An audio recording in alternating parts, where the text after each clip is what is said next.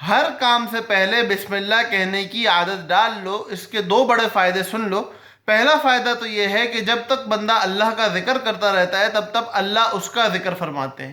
اور جب ہم ہر کام سے پہلے بسم اللہ کہہ رہے ہوں گے اور پورے دن ہمارا بسم اللہ چل رہا ہوگا تو پورا دن اللہ کے ہاں، اللہ کی بارگاہ میں ہمارا تذکرہ ہو رہا ہوگا، ہمارا ذکر خیر ہو رہا ہوگا، اور جس کا ذکر خیر اللہ کی مجلس میں ہو اس کے لیے اس سے بہتر اور کیا بات ہو سکتی ہے۔